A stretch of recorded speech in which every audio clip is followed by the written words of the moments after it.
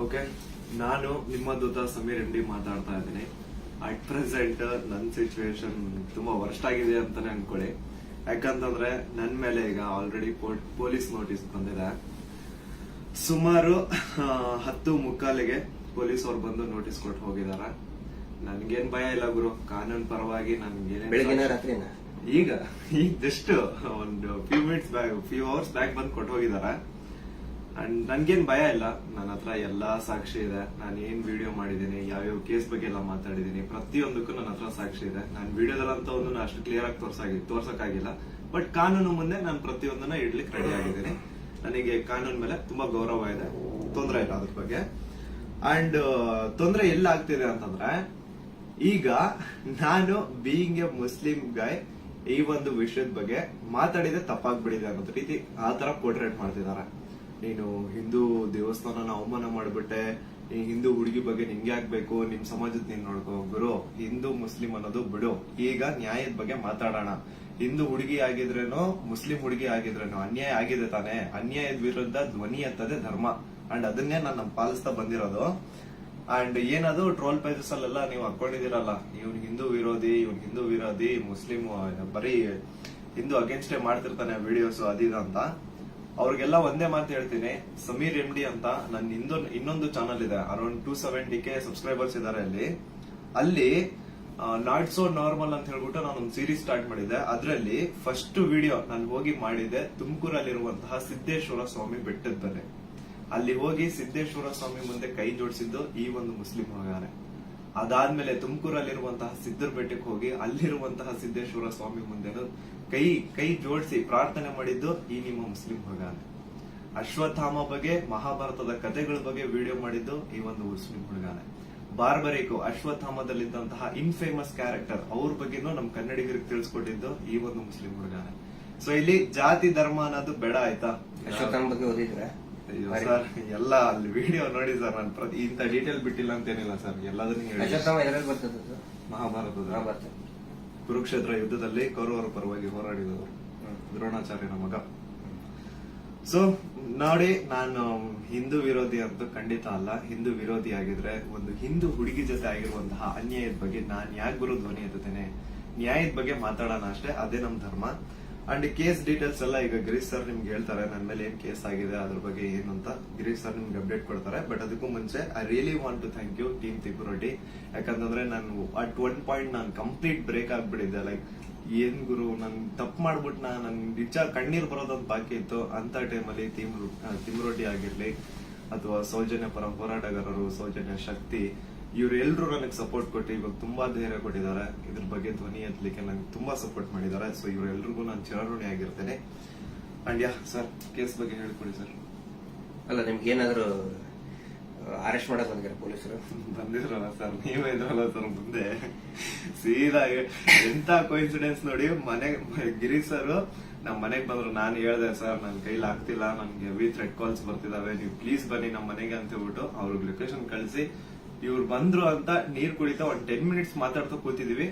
ಅಷ್ಟರಲ್ಲೇ door open ಮಾಡಿದ್ದ, bang ಅಂತ ಪೊಲೀಸ್ ಅವ್ರ ಮನೆ ಒಳಗಡೆ ಎಂಟ್ರಿ. ಏನು ಅಂದ್ರೆ ಏನು ಹೇಳ್ತಾನೆ ಇಲ್ಲ, ಎದಕ್ ಬಂದ್ರು ಏನಂತ ಹೇಳ್ತಾನೆ ಇಲ್ಲ. ಆಮೇಲೆ ಗಿರೀಶ್ ಸರ್ ಅವ್ರ ಜೊತೆ ಎಲ್ಲ ಮಾತಾಡಿದ್ರು. ಲೀಗಲ್ ಆಗಿ ಅವ್ರೇನ್ ಮಾತಾಡಿದಾರೆ ಅಂತ ಅವರೇ ಹೇಳ್ತಾರೆ, ಕೇಳಿ. ಇವತ್ತು ಏನಾಗ್ತಾ ಇದೆ, ಸಮೀರ್ ಮಾತಾಡ್ಬೇಕಾದ್ರೆ ಯಾರದೇ ಒಬ್ಬರ ಹೆಸರು ತಗೊಂಡು ಮಾತಾಡ್ಲಿಲ್ಲ. ಮಾತಾಡಿದ್ದೆಲ್ಲವನ್ನು ಕೂಡ ಆಧಾರ ಇಟ್ಕೊಂಡೇನೆ ಸಮೀರು ಮಾತಾಡಿದ್ದು. ಅದು ಯಾರ ಬಗ್ಗೆ? ಯಾರೋ ದೇವ್ರ ಬಗ್ಗೆ ಮಾತಾಡಿದ್ನ, ಅಥವಾ ಮಸೀದಿಯ ಬಗ್ಗೆ ವಿವಾದ ಹುಟ್ಟಾಕಿ, ದೇವಸ್ಥಾನದ ಬಗ್ಗೆ ವಿವಾದ ಹುಟ್ಟಾಕಿ ಮಾತಾಡಿದ್ನ? ಇಲ್ಲ. ಸೌಜನ್ಯ ಅನ್ನೋದು ನಮ್ಮ ಎಲ್ಲರ ಮನೆ ಮಗಳವಳು. ಯಾವ ರೀತಿ ನಿರ್ಭಯ ಮತ್ತು ಈ ಅತ್ಯಾಚಾರದ ಪ್ರಕರಣದಲ್ಲಿ ಒಳಗಾಗ್ತಾರೆ, ಅವ್ರೆಲ್ಲರೂ ಕೂಡ ನಾವು ನಮ್ಮ ಮಗಳಂತ ತಿಳ್ಕೊಳ್ತೀವಿ. ಆದರೆ ಯಾರು ಹಿಂದೂ ಮುಸ್ಲಿಂ ಅಂತ ಹೇಳಿ ವಿನಾಕಾರಣ ಒಂದು ಹುಟ್ಟು ಹಾಕ್ತಾ ಇದಾರಲ್ಲ, ಅವರಿಗೆ ಅವ್ರು ಮಾಡಿನೇ ಇಲ್ಲ ಅಂತ ಹೇಳಿದ್ರೆ ಇದೆಲ್ಲ ಯಾಕೆ ಮಾಡ್ಬೇಕು? ಆ ನಂತರ ಸಂತೋಷರಾವ್ ಎಷ್ಟು ದೊಡ್ಡವನೇನು? ಸಮಾಜದಲ್ಲಿ ಕಲಾ ಹುಟ್ಟು ಒಂದ್ ವೇಳೆ ಸಂತೋಷರಾವ್ ಅಂತ ಹೇಳ್ತಾರೆ, ಸಂತೋಷರಾವ್ನೇ ಮಾಡಿದ್ರೆ ಸಮಾಜದಲ್ಲಿ ಅವನು ಅಷ್ಟೊಂದು ದೊಡ್ಡ ಇದನ್ನೇನೋ ಪೂರ್ತಿಯಾಗಿ ಒಂದಿಷ್ಟು ಜನ ಕರೆಸಿ ಏನೇನೋ ಮಾಡಿಸಿ ಟ್ರೋಲ್ ಮಾಡಿಸುವಂತ ದೊಡ್ಡವನ. ಇದನ್ನ ಜನರು ಅರ್ಥ ಮಾಡ್ಕೋಬೇಕು. ನಾನು ಪ್ರತಿಯೊಬ್ಬ ಜನಸಾಮಾನ್ಯರಿಗೂ ವಿನಂತಿ ಮಾಡ್ಕೊಳ್ತಾ ಇದ್ದೇನೆ, ಸೌಜನ್ಯಳನ್ನ ನಿಮ್ಮ ಮನೆ ಮಗಳಂತ ತಿಳ್ಕೊಳ್ಳಿ. ನಾವು ಅದೇ ರೀತಿ ತಿಳ್ಕೊಂಡಿದ್ದು. ಆನಂತರ ನಮ್ಮ ಅಕ್ಕನೋ ತಂಗಿನೋ ಏನಾದ್ರೂ ನೀವು ತಿಳ್ಕೊಳ್ಳಿ. ಸೌಜನ್ಯಳಂತೆ ಅನೇಕ ಹೆಣ್ಮಕ್ಳು ಅಲ್ಲಿ ಜೀವ ತೆತ್ತಿದ್ದಾರೆ, ಅತ್ಯಾಚಾರದಿಂದ ಕೊಲೆ ಆಗಿದ್ದಾರೆ. ಆನಂತರ ಇವತ್ತಿಗೂ ಕೂಡ ನಮ್ಮ ದೇಶದಲ್ಲಿ ಪ್ರತಿ 27 ನಿಮಿಷಕ್ಕೆ ಒಂದು ಅತ್ಯಾಚಾರ ಆಗ್ತಾ ಇದೆ. ಆ ಒಂದು ಲಿಸ್ಟ್ ಅಲ್ಲಿ ನಮ್ಮ ಮನೆ ಹೆಣ್ಮಕ್ಳು ಆ 27 ಇದನ್ನ ನಿಮಿಷದ ಕ್ಯೂನಲ್ಲಿ ನಮ್ಮ ಮನೆ ಹೆಣ್ಮಕ್ಳು ನಿಂತ್ಕೋಬಾರ್ದು. ಒಂದು ಈವ್ ಟೀಸಿಂಗ್ ಆಗಿ ಮೊನ್ನೆ ಮುಂಬೈಯಲ್ಲಿ ಒಂದು ಹೆಣ್ಮಗಳು ತಪ್ಪಿಸ್ಕೊಳ್ಳೋದಕ್ಕೆ ಹೋಗಿ ಸತ್ತಿದ್ದಾಳೆ ಪಾಪ, ಆಕ್ಸಿಡೆಂಟ್ ಆಗಿ, ಮುಂಬೈ ರೋಡ್ ಆಕ್ಸಿಡೆಂಟ್ ಆಗಿ. ಈವ್ ಟೀಸಿಂಗ್ ನಮ್ಗೆ ಏನ್ ಅನ್ಸುತ್ತೆ, ಅವ್ರು ಎಲ್ಲರೂ ಕೂಡ ಏನೋ ನಮ್ಗೆ ನಮ್ಮ ಮನೆಯ ಮಕ್ಕಳವರು, ನಮ್ಮ ಏನೋ ನಮ್ಗೆ, ಯಾಕಂದ್ರೆ ಎಲ್ಲ ಹೆಣ್ಮಕ್ಳ ಜೊತೆಗೆ ನಾವು ಬೆಳೆದವರು. ಸಮೀರ್ ಅವ್ರಿಗೆ ಇಲ್ಲಿ ಮಧ್ಯಾಹ್ನ ಅವ್ರಿಗೆ, ಸಮೀರ್ ಇದಕ್ಕಿಂತ ಮುಂಚೆ ಏನಾದ್ರು ಗೊತ್ತಾನ? ಇನ್ನೊಂದು ವಿಷಯ ನಾನು ಕ್ಲಾರಿಫೈ ಮಾಡ್ಬಿಡ್ತೀನಿ. ಎಲ್ರು ಏನ್ ಅನ್ಕೊಂಡ್ಬಿಟ್ಟಿದ್ದಾರೆ ಅಂತಂದ್ರೆ ಇವ್ರೆ ನನಗೆ ಹೇಳಿ ವಿಡಿಯೋ ಮಾಡ್ಸಿದಾರೆ ಅಂತ. ದೇವ್ರ ಆಣೆಗೆ ಹೇಳ್ತೀನಿ, ಸರ್ ಸುಮ್ಮನೆ ಸರ್, ಅಲ್ಲಾ ಮೇಲೆ ಆಣೆ ಮಾಡ್ಬಿಟ್ಟು ಹೇಳ್ತಿದ್ದೀನಿ, ರಂಜಾನ್ ಟೈಮಲ್ಲಿ ಹೇಳ್ತಿದ್ದೀನಿ. ಇವ್ರಿಗಾಗ್ಲಿ ನನ್ಗಾಗ್ಲಿ ಯಾವುದೇ ತರ ಲಿಂಕ್ ಇರ್ಲಿಲ್ಲ ಗುರು. ಸೌಜನ್ಯ ವಿಡಿಯೋ ಮಾಡೋದಕ್ಕಿಂತ ಮುಂಚೆ ಇವ್ರಿಗೂ ನನ್ಗೂ ಯಾವುದೇ ತರ ಲಿಂಕ್ ಇರ್ಲಿಲ್ಲ. ಸೌಜನ್ಯ ವಿಡಿಯೋ ಯಾವಾಗ 1 ಮಿಲಿಯನ್ ಕ್ರಾಸ್ ಮಾಡ್ತೋ ನನ್ನ ಕೈ ಕಾಲ್ ನಡ್ಗಕ್ ಸ್ಟಾರ್ಟ್ ಆಗ್ಬಿಡ್ತು. ಯಾಕಂತಂದ್ರೆ ಡೆತ್ ಕಾಲ್ಸ್ ಬರ್ತಾನೆ ಇದಾವೆ. ನನ್ ಮನೆ ಅಡ್ರೆಸ್ ಲೀಕ್ ಮಾಡ್ಬಿಟ್ರು, ನನ್ ಪರ್ಸನಲ್ ಡೀಟೇಲ್ಸ್ ಲೀಕ್ ಮಾಡ್ಬಿಟ್ರು. ನನ್ಗೆ ಯಾವ ನನ್ ಮನೆಗ್ ಬಂದು ಅಟ್ಯಾಕ್ ಮಾಡ್ಬಿಡ್ತಾನೋ ಗೊತ್ತಿಲ್ಲ. ಎಲ್ಲಿ ಹೋಗೋಣ ಅಂತ ಗೊತ್ತಾಗ್ತಾ ಇಲ್ಲ. ಪೊಲೀಸ್ ಅವ್ರ ಕಡೆ ಹೋದ್ರೆ ಪ್ರೊಟೆಕ್ಷನ್ ಸಿಗುತ್ತಾ ಇಲ್ಲ, ಗ್ಯಾರಂಟಿ ಇಲ್ಲ. ಏನ್ ಮಾಡ್ಬೇಕಂತ ಅರ್ಥ ಆಗಿಲ್ಲ. ಆಗ ನಾನ್ ರೀಚ್ ಔಟ್ ಮಾಡಿದ್ದೆ ಟೀಮ್ ತಿಮ್ರೋಟಿ ಅವ್ರಿಗೆ. ಸರ್ ನನ್ಗೆ ಈ ತರ ಆಗ್ತಿದೆ, ಪ್ಲೀಸ್ ನಿಮ್ ಕಡೆ ಸಪೋರ್ಟ್ ಬೇಕು, ನಂಗೆ ಸಪೋರ್ಟ್ ಮಾಡಿ ಅಂತ ಕೇಳಿದ ತಕ್ಷಣ ಇಮ್ಮಿಡಿಯೇಟ್ಲಿ ಅವ್ರು ನನ್ನ ನಂಬರ್ನ ತಗೊಂಡು ನನಗೆ ಕಾಲ್ ಮಾಡಿ ನಿಮ್ ಜೊತೆಗೆ ನಾವ್ ಇದೀವಿ ಅಂತ ಧೈರ್ಯ ಕೊಟ್ರು. ಅಂಡ್ ಅರೌಂಡ್ ನನ್ ಮೇಲೆ ಪೊಲೀಸ್ ನೋಟಿಸ್ ಆಗಿದ್ರು ಸ್ಟಿಲ್ ಇವರೇ ನನ್ಗೊಬ್ಬ ಅಡ್ವೊಕೇಟ್ ನ ಹುಡುಕಿ ನಾವು ನಿಮ್ ಜೊತೆಗಿದೀವಿ, ನೀವ್ ತಲೆನೇ ಕೆಡ್ಸ್ಕೋಬೇಡಿ ಅಂತ. ಈಗ ನೋಡಿ ಅರೌಂಡ್ ಮಿಡ್ ನೈಟ್ 1 ಆಗ್ತಿದೆ, ಅಡ್ವೊಕೇಟ್ ಅವ್ರ ಆಫೀಸಲ್ಲಿ ಕೂತಿದೀವಿ. ಸೊ ಯಾ ಸಾಹಸ ಪಟ್ರು ನನ್ನ ಅರೆಸ್ಟ್ ಮಾಡ್ಲಿಕ್ಕೆ. ಅಲ್ಲ, ಸಮೀರ್ ಮಾತಾಡಿದ್ದು ನೂರಾರು ಜನ ಸೌಜನ್ಯ ಹೋರಾಟಗಾರರು ಏನ್ ಕೇಳ್ತಾ ಇದ್ದಾರೆ ಮತ್ತು ಜನಸಾಮಾನ್ಯರು ಹೋರಾಟದ ಜೊತೆಗೆ ಗುರುತಿಸಿಕೊಳ್ಳದೇನೆ ಅನೇಕ ಜನಸಾಮಾನ್ಯರಿಗೆ ಒಂದು ಹಂಬಲ ಇದೆ, ನ್ಯಾಯದ ಹಂಬಲ. ಅದೇ ಮಾತನ್ನೇ ಸಮೀರ್ ಮಾತಾಡಿದ್ದು. ಅವ್ರನ್ನ ಅರೆಸ್ಟ್ ಮಾಡೋದಕ್ಕೆ ಬಳ್ಳಾರಿಯಿಂದ ಬಂದಿದ್ದಾರೆ ಇವತ್ತು. ಅರೆಸ್ಟ್ ಮಾಡ್ಕೊಂಡು ಹೋಗ್ತೀವಿ ಅಂತ ಹೇಳಿ. ಆದ್ರೆ ನಾವು ಕನ್ವಿನ್ಸ್ ಮಾಡಿದ್ವಿ ಬಳ್ಳಾರಿಯ SP ಅವರಿಗೆ ಮತ್ತು ಬಳ್ಳಾರಿಯ ಕೌಲ್ ಬಜಾರ್ ಠಾಣಾಧಿಕಾರಿಗಳಿಗೆ, ಆನಂತರ ಬೆಂಗಳೂರು ಗ್ರಾಮಾಂತರ SP ಸಾಹೇಬರಿಗೆ ಮತ್ತು ಇಲ್ಲಿಯಂತ ಸ್ಥಳೀಯ ಪೊಲೀಸ್ ಅಧಿಕಾರಿಗಳಿಗೆ, ಬೆಂಗಳೂರು ಶಹರದ ಯಾವುದು ಅವಲಹಳ್ಳಿಯ ಅಧಿಕಾರಿಗಳಿಗೆ ನಾವು ಕನ್ವಿನ್ಸ್ ಮಾಡಿ ಹೇಳಿದ್ವಿ. ಆಮೇಲೆ ಅವರು ಕನ್ವಿನ್ಸ್ ಆಗಿದ್ದಾರೆ. ಹಿಂಗಾಗಿ ನಾವು ಅವರಿಗೆ ಧನ್ಯವಾದಗಳನ್ನು ಕೂಡ ಹೇಳ್ತೇವೆ. ಯಾಕಂದ್ರೆ ನಾವು ಕರೆಕ್ಟ್ ಆಗಿ ಎಕ್ಸ್ಪ್ಲೇನ್ ಮಾಡಿದೀವಿ. ಯಾವ ಕಾರಣಕ್ಕೂ ಕೂಡ ನಾವು ತನಿಖೆಯಿಂದ ತಪ್ಪಿಸ್ಕೊಳ್ಳುವಂತ ಮಾತೇ ಇಲ್ಲ. ಯಾಕಂದ್ರೆ ಇಲ್ಲಿ ಯಾರು ಕಳ್ಳದ್ ಮಾಡಿಲ್ಲ, ಸುಳ್ತನ ಹೇಳಿಲ್ಲ, ಅತ್ಯಾಚಾರ ಮಾಡಿದವರಲ್ಲ. ಅತ್ಯಾಚಾರ ಮಾಡಿದವರೇ ದೊಡ್ಡದಾಗಿ ರಾಜ್ಯಸಭಾ ಮೆಂಬರು ಅದು ಇದು ಅಂತ ಹೇಳ್ಕೊಂಡು ದೊಡ್ಡದಾಗಿ ಕಿಸಿತಾ ಇದ್ದಾರೆ, ಅಲ್ಲಿ ಕಿಸಿತಾರೆ. ಅದರ ವಿರುದ್ಧ ಮಾತಾಡದಂತವ್ರು ನಾವು ಯಾವ ಕಾರಣಕ್ಕೂ ಹೆದರುವಂತ ಅವಶ್ಯಕತೆ ಇಲ್ಲ. ಇದೇ ಮಾತನ್ನು ಹೇಳಿದೆವು ಸರ್, ಸಮೀರ್ ಖಂಡಿತ ಬರ್ತಾನೆ, ಎಲ್ಲಾ ರೀತಿಯಂತರೂ ಕೂಡ ಸಹಕಾರ ಕೊಡ್ತೀವಿ ಅಂತ ಹೇಳಿದ್ದಕ್ಕೆ ಕನ್ವಿನ್ಸ್ ಆಗಿದ್ದಾರೆ. ನಮ್ಮ ಉದ್ದೇಶ ಏನಂದ್ರೆ ಇದರಿಂದ ಇವರು ಮಾಡ್ತಾ ಇದಾರಲ್ಲ, ಏನು ಹಿಂದೂ ಮುಸ್ಲಿಂ ಅಂತ ಮಾಡ್ತಾ ಇದಾರಲ್ಲ, ಈ ನಮ್ಮ ರಾಜ್ಯದಲ್ಲಿ ಕಲಹ ಆಗಬಾರ್ದು. ಅತ್ಯಾಚಾರ ಪ್ರಕರಣದ ಹೋರಾಟ, ಸೌಜನ್ಯ ಹೋರಾಟ, ಎಲ್ಲಾ ಧರ್ಮಗಳನ್ನು ನಾವು ಸೇರಿಸ್ತಾ ಇದೀವಿ. ಎಲ್ಲಾ ಜಾತಿ ಪಂಥಗಳನ್ನ ಮತಗಳನ್ನ ಸೇರಿಸುವಂತ ಕೆಲಸ ನಾವು ಮಾಡ್ತಾ ಇದೀವಿ. ಆದ್ರೆ ಇವರು ಡಿವೈಡ್ ಮಾಡ್ತಾ ಇದ್ದಾರೆ. ಯಾಕಂತ ಹೇಳಿದ್ರೆ ನೋಡಿ, ಸಮೀರ್ಗೆ ಹೆಸರನ್ನೇ ಹೇಳಿಲ್ಲ. ಹಾಗಿದ್ರೆ ಎಷ್ಟೋ ಜನಕ್ಕೆ ಸಮೀರ್ ಡೌಟ್ ಇತ್ತು, ಯಾರು ಮಾಡಿದ್ದಾರೆ, ಇವ್ರು ಹೌದೋ ಅಲ್ಲೋ. ಈ ಧರ್ಮೋದ್ಯಮಿಗಳು ಕುಟುಂಬ, ದೊಡ್ಡ ಪ್ರಭಾವಿಗಳ ಕುಟುಂಬ, ಅವ್ರ ಬಗ್ಗೆ ಗೌರವ ಇತ್ತು. ಇವತ್ತು ಯಾವಾಗ ನಿಮ್ಮ ವಿರುದ್ಧ ಇಡೀ ಪೂರ್ತಿಯಾಗಿ ಇವರು ಕೆಟ್ಟದಾಗಿ ಕೆಲವು ಜನ ಟ್ರೋಲ್ ಮಾಡಕ್ ಸ್ಟಾರ್ಟ್ ಮಾಡಿದ್ರು, ಎಲ್ಲರಿಗೂ ಕನ್ಫರ್ಮ್ ಆಯ್ತು ಇವರೇ ಮಾಡಿದ್ದು, ನಾವೇ ಮಾಡಿದೀವಿ ಅಂತ ಅವರೇ ಬಟ್ಟೆ ಬಿಚ್ಕೊಳ್ತಾ ಇದ್ದಾರೆ. ನಾವು ಸೌಜನ್ಯ ಬೆತ್ತಲೆ ಮಾಡ್ತಾಳ ಅಂತ ಹೇಳಿದ್ರೆ ಇವರೇ ಬೆತ್ತಲೆಯಾಗಿ ಹೋಗ್ತಾ ಇದ್ದಾರೆ. ಇದು ಜನರ ಗಮನದಲ್ಲಿರಲಿ. ನಾನು ಒಂದೇ ಒಂದು ವಿನಂತಿ ಮಾಡ್ಕೊಳ್ತಾ ಇದ್ದೀನಿ, ದಯವಿಟ್ಟು ಯಾರು ಕೂಡ ಏನೋ ಆಗ್ಬಿಡ್ತದೆ ಇವರಿಗೆ ಅಂತ ಹೇಳ್ಕೊಂಡು ಆತಂಕಕ್ಕೊಳಗಾಗಿ ಹಿಂದೂ ಮುಸ್ಲಿಂ ಅಂತ ಡಿವೈಡ್ ಆಗಬೇಡಿ. ಆನಂತರ ಗಲಭೆ ಸೃಷ್ಟಿಯಾಗೋದು, ಇದರಿಂದ ಶಾಂತಿ ಹಾಳಾಗೋದು ಖಂಡಿತ ಬೇಡ. ದಯವಿಟ್ಟು ಈ ರಾಜ್ಯದ ಒಂದು ಶಾಂತಿಯನ್ನ ಕಾಪಾಡಿ.